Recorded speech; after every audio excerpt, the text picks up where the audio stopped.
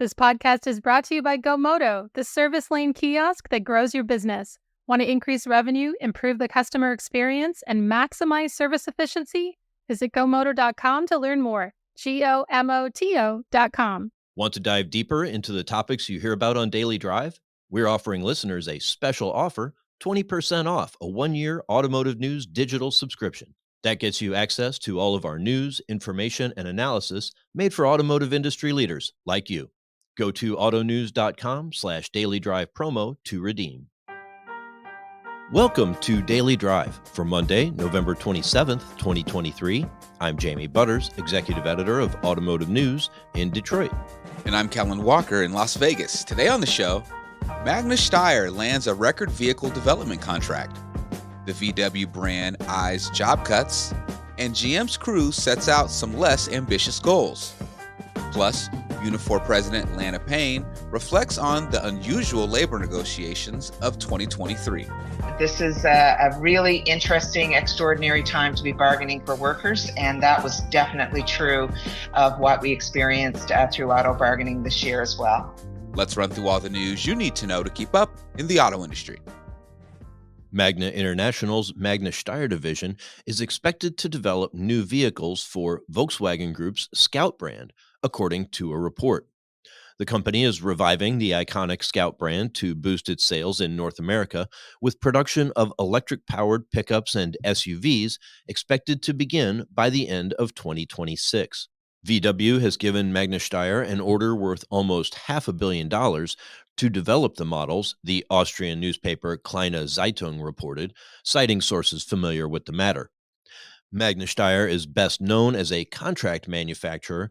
It builds the Mercedes-Benz G-Class and other models in Graz, Austria. The Scout project is Magna Steyr's biggest development contract to date, the paper said. Volkswagen Group's namesake brand is looking to save 10 billion euros, almost $11 billion, and that's going to include headcount reductions, managers told staff today. VW brand chief Thomas Schaefer cited high costs and low productivity, adding, quote, "We are no longer competitive as the Volkswagen brand." The automaker is in the midst of negotiations with its Works Council over cost-cutting at the brand, which is the first step in a group-wide drive to boost efficiency in the transition to electric cars. The company had previously pledged that it would not carry out dismissals until 2029, relying instead on the demographic curve to reduce its workforce.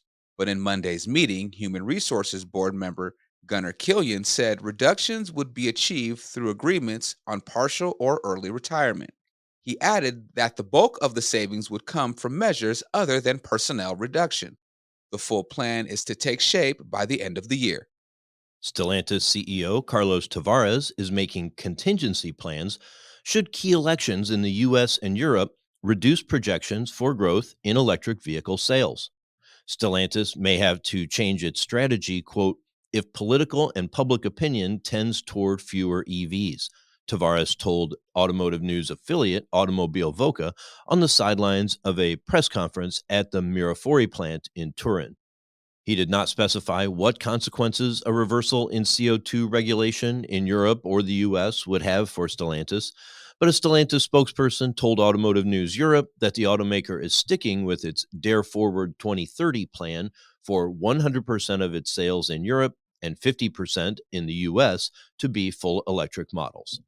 And General Motors' robotaxi company Cruise made sweeping changes to its plans last week in the wake of a safety crisis that has halted operations and thrown the unit's future into question. The company had already deployed or planned to launch its robotaxis in more than a dozen cities. It's now aiming to resume operations in one city, though it did not say which one or when that would be. The company said in a statement, the resumption of service will follow actions to improve Cruise's safety culture and rebuild trust. California regulators indefinitely suspended its driverless permits last month, leading Cruise to implement a national pause in operations. Last week, its two founding executives, Kyle Vogt and Daniel Kahn, announced their departures. In addition, GM has delayed full-scale production of the Cruise Origin robotaxi, opting to stick with autonomous vehicles based on the Chevrolet Bolt EV. And those are today's headlines. Jamie, is VW's cost cutting move related to their decision to outsource development of the Scout vehicles? Maybe not directly, but it does seem like the company has maybe lost a little confidence in its ability to quickly, develop and launch EVs that are profitable. I think it's also probably significant in the efforts to maintain control over how Scouts are sold. US VW dealers really want to be able to sell those vehicles. They argue that, they've been lobbying for a long time that VW needs off-road capability, needs to have a pickup, and now they're seeing these vehicles come out of the company. By having them developed by Magna Steyr, it kind of puts a separation between them and says, hey, Scout is a separate standalone thing, really has nothing to do with Volkswagen. It's not like these are based on the Atlas or some existing VW vehicle. We'll see how that plays out, but I do think it plays a role. Gotcha. Coming up, Unifor President Lana Payne reflects on the union's negotiations with the Detroit Three. That's next on Daily Drive. The auto industry's shift to carbon neutrality is here and it's accelerating. But is it enough?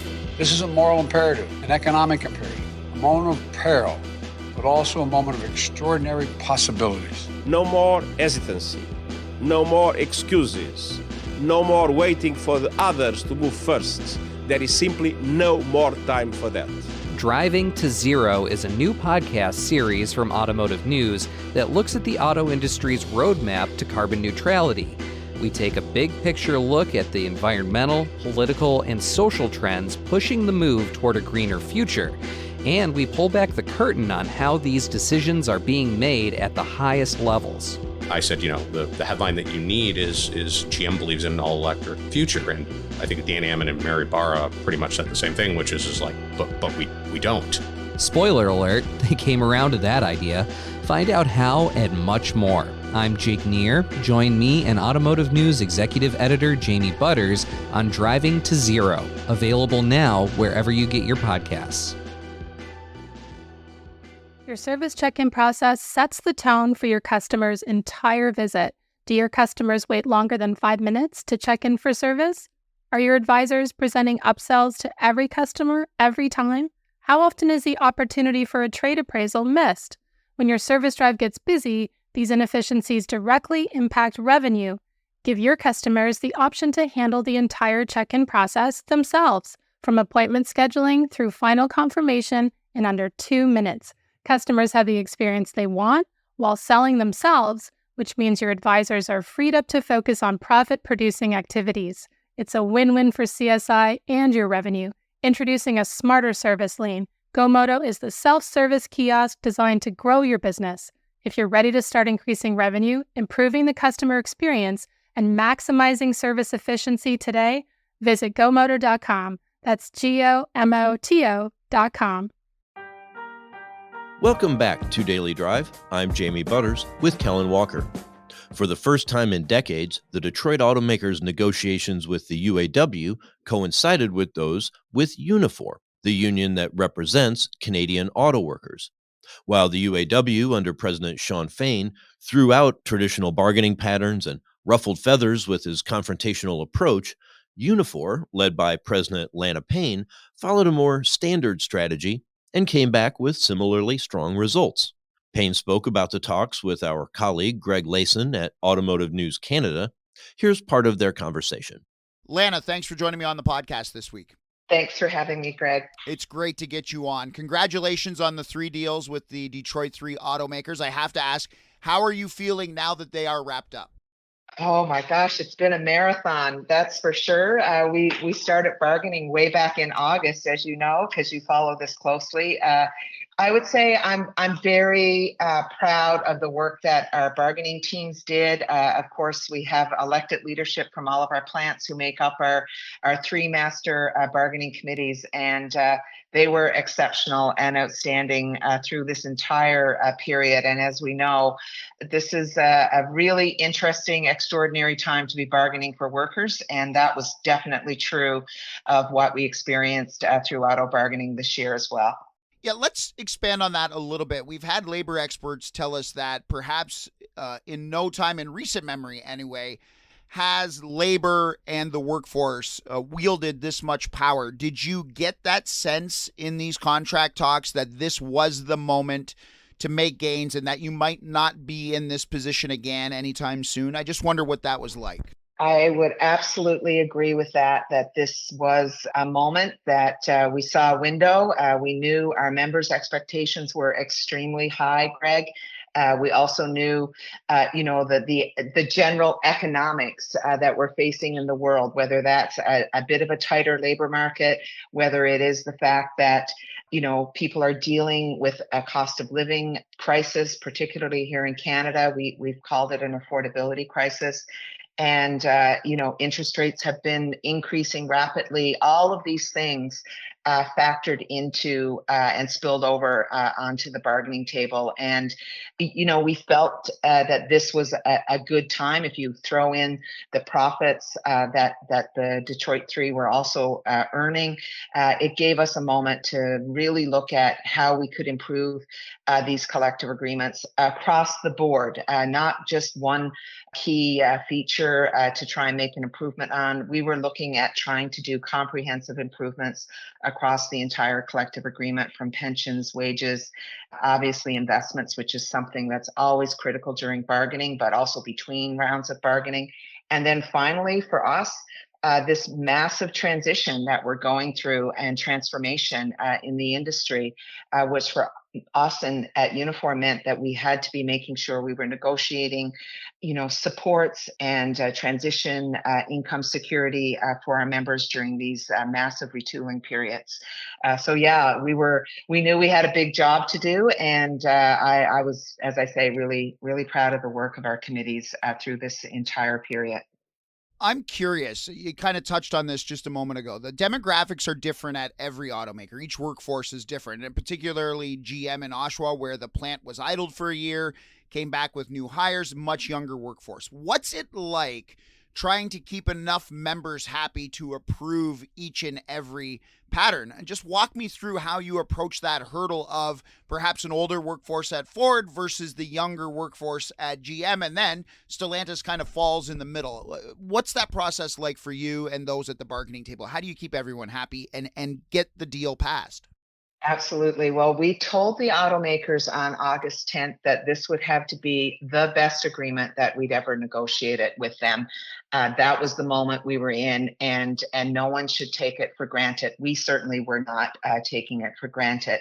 It is a challenge. There's no doubt about it. When you were trying to achieve, Greg, as much as we were trying to achieve, we knew we had to do something on pensions. Because we hadn't seen pension improvements in some cases 15 years or longer in these agreements. And, for the most part, big corporations like the automakers had really written pensions off. They just figured they never had to negotiate these again. And we knew that was not acceptable to our membership, and it wasn't acceptable to our union. On the wage package, of course, we had to do well. And of course, when you look at the younger workforce, it was really about these agreements being almost transitional in the sense that we had to use these agreements as an opportunity to build more fairer and more equal workplaces. And that it speaks to what you've been saying around the younger workforce, for example, at Oshawa. In 2012, the new hire program was negotiated for all the reasons that we know. The industry was in a very bad place, and we were trying to save plants here in Canada, and one of the ways we did that was through that new hire program. And then over time, we reduced what is the progression grid from what was over 10 years to down to 8. And this was a priority for us in this round of bargaining, as it was for the UAW, to reduce that progression grid, and knowing full well that this was clearly going to help the younger workers. But when we come out of this agreement 3 years from now, these agreements will be less divisive than they were in the past, because people will be treated more equally under them. But we had to get through this first in order to get to that period, and for sure it was having to take into account all of the different demands and needs. And as you know, we put them under 4 key categories, from pensions to the wage package to EV support and income support, and of course investments. And all of the demographics was one thing, but it was also the situation that some of these automakers were in. Some were going to be where we had plants going through major retools. And so for the Ford bargaining, which is where we set the pattern, they had to think about not just what it was required of their membership, but also setting the pattern for the next 2. And that meant really thinking about the younger membership at GM. That had to be in their minds as well, because we knew that we'd have to do something with Ford that was going to be able to serve the test of time in terms of having a pattern with the other 2.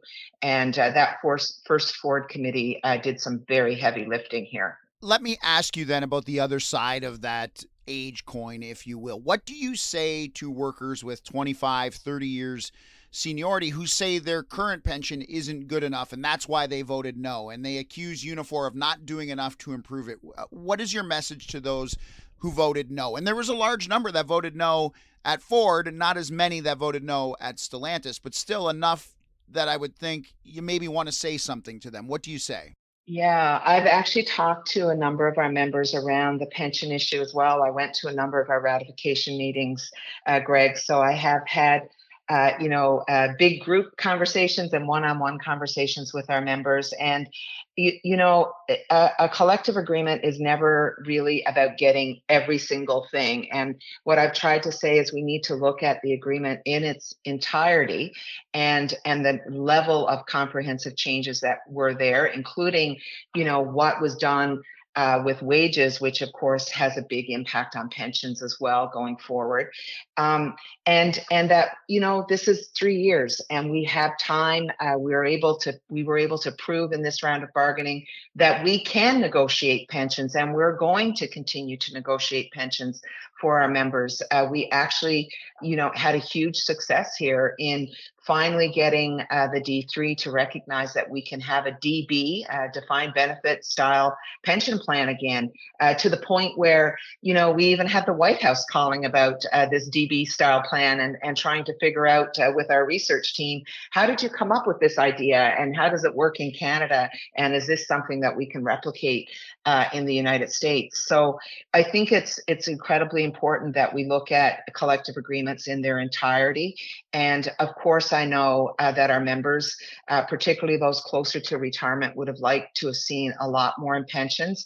And it's difficult at the best of times to negotiate, significant improvements, although I would say the improvements here have been good, very good. But when you look at trying to make up lost ground for 15 years, it's a very tough thing to do in the pension world. Lana Payne is president of the Canadian union Unifor. She spoke with Greg Layson of our sibling publication, Automotive News Canada. That's Daily Drive for today. I'm Jamie Butters. And I'm Kellen Walker. Thanks to our own Pete Bigelow and Michael Knauer of our sibling publication, Automobile Voca, for their reporting for today's podcast. You can get the latest news on EV development, corporate restructurings, and everything happening in the auto industry at autonews.com. Come back tomorrow for a conversation with Nikola CEO Steve Gursky.